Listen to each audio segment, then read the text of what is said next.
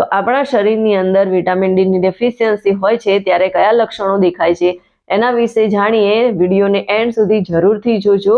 વાત કરીએ સૌથી પહેલું લક્ષણ. આપણે ગમે તેટલું મતલબ સવારે ઘણીવાર ઘણા લોકોને એવું થતું હોય છે કે કમ્પ્લીટ પ્રોપર ઊંઘ લઈ લીધી છે છતાં પણ એમને થાકનો અહેસાસ થતો હોય છે. તો જો તમને સવારે ઉઠો છો અને ઊંઘ પૂરી કર્યા છતાં પછી પણ તમને વધારે પડતો થાક લાગે છે, કમજોરી મહેસૂસ થાય છે, તો સમજી લેવું જોઈએ કે તમારા શરીરની અંદર વિટામિન ડી ની ડેફિશિયન્સી છે. એના કારણે તમે પૂરો દિવસ સુસ્ત રહો છો, તમને ફ્રેશનેસ મહેસૂસ થતી નથી, કામ કરવામાં પણ મજા નથી આવતી અને આખો દિવસ થકાન અને કમજોરી લાગ્યા કરે છે.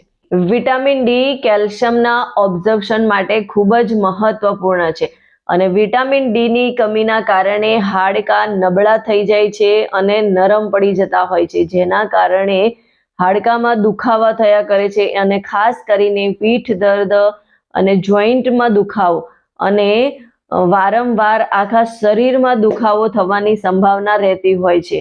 તો આ પ્રકારે જો આપણા શરીરની અંદર આપણને લક્ષણો દેખાઈ રહ્યા છે તો સમજી લેવું જોઈએ કે આપણા શરીરની અંદર વિટામિન ડી ની કમી વર્તાઈ રહી છે અને એના કારણે ઘણીવાર ઓસ્ટિયોપોરોસિસ જેવા પ્રોબ્લેમો પણ ઊભા થતા હોય છે.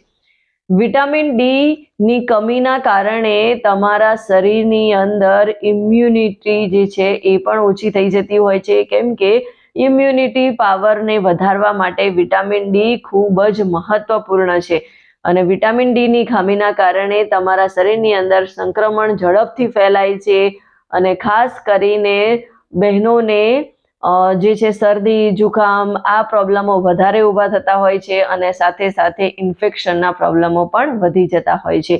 તો ઇમ્યુનિટીને એટલે કે રોગ પ્રતિકારક શક્તિને વધારવા માટે પણ વિટામિન ડી ખૂબ જરૂરી છે. વિટામિન ડી ઓછું થઈ જાય છે તો એ રોગ પ્રતિકારક શક્તિ આપણી ઘટી જાય છે.